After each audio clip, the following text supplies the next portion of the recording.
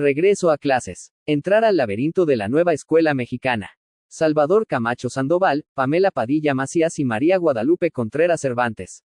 La educación como prioridad. El pasado lunes 1 de septiembre, la vida cotidiana de muchas familias en las ciudades y el medio rural de Aguascalientes se alteró. Regresaron a las aulas cerca de 300,000 estudiantes de educación básica para iniciar el ciclo escolar 2025 a 2026. A esta cifra se sumaron aproximadamente 120,000 jóvenes de bachilleratos e instituciones de educación superior, conformando un sistema educativo estatal de aproximadamente 420,000 estudiantes. Ahora, en educación básica, nuestro estado cuenta con más de 1,800 planteles educativos públicos y privados, así como con más de 13,000 docentes. Las autoridades señalan que se tiene una inversión cercana a 500 millones de pesos para este año 2025, aunque se requiere mucho más para atender tantos rezagos que aún tenemos. En educación básica y educación media, el gobierno federal viene impulsando una reforma importante, que ha nombrado Nueva Escuela Mexicana y que ha provocado controversia, porque para unos tiene contenidos y mecanismos que no deben de existir, mientras que para otros la reforma abre esperanzas para transformar la sociedad y lograr tener un país con justicia y mejores condiciones de vida para la población, sobre todo para las familias que más lo necesitan. Esta reforma, por diferentes razones, aún no es clara para docentes, directivos y autoridades del sistema educativo mexicano, y Aguascalientes no es la excepción. En un sondeo, maestras y maestros de nuestra entidad expresaron en entrevistas sus opiniones, intereses y deseos. Aquí compartimos solo una muestra. La confusión. Cuando llegaron los nuevos planes y programas de estudio, lo que se vivió fue una gran desorientación y confusión sobre lo que se debía hacer en el salón de clases. También hubo, desde el inicio, apreciaciones encontradas sobre los nuevos contenidos, puesto que maestras y maestros de educación básica se mostraron receptivos y aceptaron el cambio, otros los rechazaron, pero más que entrar a discusiones fundamentadas de contenidos, en Aguascalientes hubo confusión. Al respecto, la maestra Ana María Ponce Luján, señaló los siguientes. Ciertamente, estábamos muy confundidos, inseguros, no conocíamos bien cómo se iba a llevar el trabajo, estábamos totalmente desorientados. Por si fuera poco, ante la negativa de las autoridades del gobierno estatal de no repartir los libros de texto, a finales de 2023 e inicios de 2024, las y los docentes tuvieron un desafío más difícil. Estábamos muy confundidos, inseguros, pues no conocíamos bien cómo se iba a llevar el trabajo, estábamos totalmente desorientados. Y cuando llegó el nuevo ciclo escolar, los nuevos libros no se repartieron. ¿Cómo trabajar con lo nuevo si ni siquiera teníamos los libros de texto?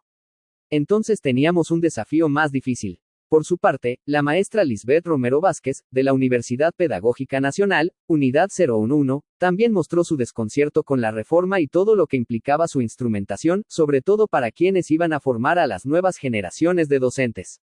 Ella recuerda los inicios. Estamos todavía en un proceso de cómo asimilar el nuevo programa, debido a que apenas el año pasado inició la repartición de los nuevos libros de texto gratuito, además de que no nos los dieron iniciando el ciclo escolar, sino ya a mitad del año escolar, todo por cuestiones políticas.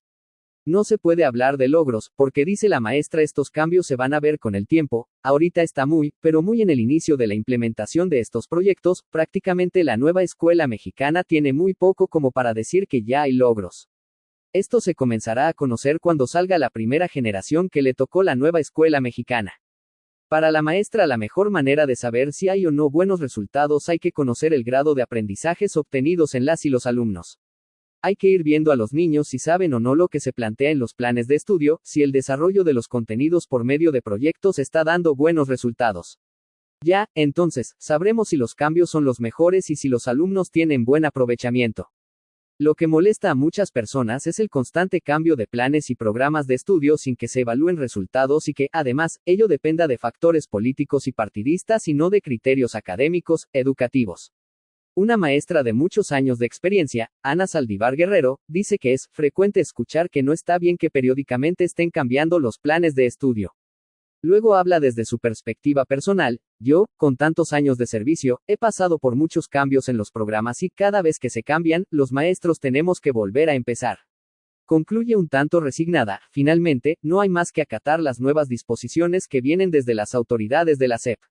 En la marcha, poco a poco te vas adaptando y adecuando tu trabajo a las nuevas indicaciones. La presencia de Morena en el poder ha sido percibida como una fuerza no bien recibida en Aguascalientes, un estado gobernado por el PAN, pero, en cuestión de continuidad de la reforma educativa, tiene sus ventajas, ya que se asegura que no va a darse otro cambio radical. Al respecto, la maestra Saldívar Guerrero opina, tal vez sea una ventaja, o desventaja, el hecho de que ganara nuevamente este partido, porque habrá continuidad y ya no un nuevo plan de estudios. Es un error, según esta maestra, que las autoridades de la SEP no den tiempo para hacer evaluaciones y con ello saber si las reformas dan o no buenos resultados. Hay que ver si lo que están proponiendo funciona, porque sale un partido, entra uno nuevo y hacen todo un cambio, ni chance se da de que salgan las generaciones de alumnos para ver si la reforma está o no funcionando.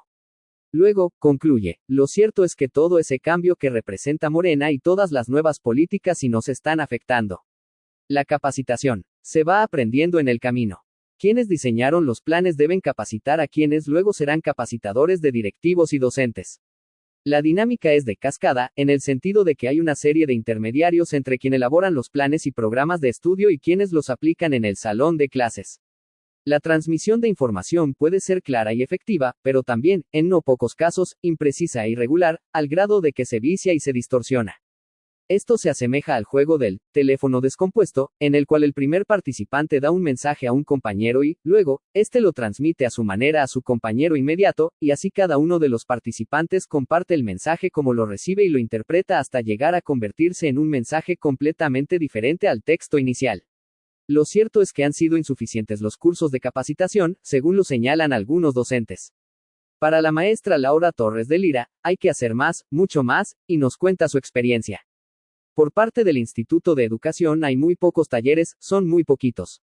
Yo nada más, en todo este ciclo escolar, he tomado uno y fue sobre lo de la planeación, pero son muy poquitos, o sea, no ofertan o los ofertan, pero se llenan los grupos. Los que no alcanzamos, pues ahí andamos investigando, improvisando. El trabajo para los capacitadores fue intenso, porque en poco tiempo tuvieron, y aún tienen, que seguir preparando a las y los docentes de educación básica y educación media. En particular, los consejos técnicos escolares siguen atentos a continuar y mejorar la práctica docente con capacitación. El profesor Ernesto Dávila Ramos mencionó que han sido insuficientes los cursos para comprender los contenidos de los nuevos planes, que no son nada fáciles.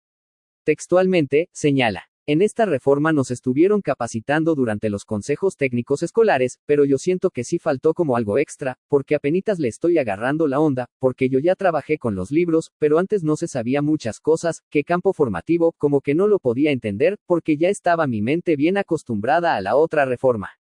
Ahora se pretende trabajar en equipo, pero no se está preparado para ello, pues la nueva escuela mexicana está poniendo énfasis en la participación colectiva no solo entre docentes sino también entre profesores, padres de familia y gente de los barrios y comunidades, todo con el propósito de involucrarse en la resolución de problemas de los lugares en donde están ubicadas las escuelas. Se está capacitando para que la enseñanza sea ahora por proyectos, y que estos estén relacionados precisamente con situaciones que demandan solución en esos lugares en que las y los alumnos habitan. Por tanto, los planes y libros de texto no están elaborados con las lógicas de las disciplinas que por muchos años se tenían. Debido a ello, maestras y maestros están descolocados. Uno de ellos dice, considero que los programas con respecto a los temas o los contenidos que se tienen que dar no están muy bien estructurados o no están muy bien señalados para cada campo formativo. Los contenidos. Las dificultades que tienen algunos profesores también las tienen los mismos alumnos y alumnas. La maestra Ana María Ponce dice, los alumnos confunden la libreta de lenguajes, que plante el nuevo modelo, con la de español, asignatura que propiamente ya no existe. Todos estamos en un proceso de familiarización. Ciertamente, existe un reconocimiento que hay materias que no se están enseñando como anteriormente. Las matemáticas es una de ellas. La maestra así lo expresa, se dejan de lado muchos contenidos que no se ven, por ejemplo, ya no tenemos la materia de matemáticas, se está viendo mucho menos, no hay ejercicios como tales para practicar, entonces eso hace que los niños pues tengan menos habilidad en lo que es el pensamiento matemático. Las dificultades no siempre hacen que las personas rechacen la reforma. Por el contrario, hay quienes están de acuerdo con ella y gustan de los nuevos contenidos. La maestra de primaria Sabina Ramos Salazar, si bien reconoce un inicio turbio, porque no se repartieron los libros a tiempo, por razones políticas, está de acuerdo con la reforma y el modelo por proyectos, ya empecé a trabajar con los libros de texto, y me ha gustado mucho el modelo por proyectos. Sí, la verdad sí me ha gustado mucho, y a los niños también, luego, agrega, Veo que manejan mucho la parte humana, la parte cívica, lo de los valores, el cuidado del medio ambiente. Como ella, hay quienes aceptan el cambio. El maestro Joel Ramírez Sandoval dice, el trabajo en equipo para desarrollar dichos proyectos que marca el nuevo modelo, tanto de maestros como de estudiantes, es positivo, y esto nos está obligando a tener más actividades de colaboración con los compañeros. En este tipo de trabajo, los alumnos tienden a tener trabajo en comunidades escolares, lo cual permite compartir conocimientos y, en general, lograr un enriquecimiento mutuo. El nuevo plan de estudios plantea un cambio radical en la forma de evaluar, ya no es la evaluación tradicional que no considera las condiciones particulares de las y los estudiantes viviendo en situaciones diferentes, muchas veces en contextos desfavorables.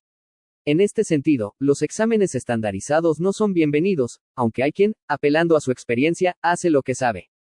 La maestra Enriqueta Valdivia Rosales dice al respecto, el cambio de modelo tiene implicaciones diversas, uno de ellos está en la evaluación, porque se examina por campos formativos, aunque algunos retoman lo que antes se venía haciendo. Otra maestra comparte su experiencia. Bueno, yo sí hago lo que anteriormente se evaluaba, que es la participación, el trabajo en clase, las tareas. También hay que hacer lo que se nos pide, evaluamos diferente, que son los proyectos, y le damos más peso al producto final del proyecto de cada materia. En esta tarea, hay cierta libertad para que las y los maestros tomen ciertas decisiones, asumiendo autonomía en su quehacer pedagógico, el producto final se promedia con lo demás, si el docente lo considera, haciendo evaluación objetiva, y si no es necesario, pues con las puras actividades realizadas se evalúa. Nota final. Siguen las interrogantes. La reforma educativa ha iniciado y es obligatorio seguir con los planes de estudio y demás indicaciones. Así lo marca la ley, aunque existen escuelas, sobre todo las particulares, que no obedecen. De hecho, no usan los libros de texto gratuitos que el gobierno distribuye. Como ha ocurrido en otras etapas de la historia de la educación en México, el Estado mexicano hace como que no sabe y deja que la ley no se cumpla. El hecho es que la reforma educativa plantea una filosofía que no conviene a ciertos grupos de la sociedad, más allá de que dicha reforma tenga errores en cuanto a su estructura curricular.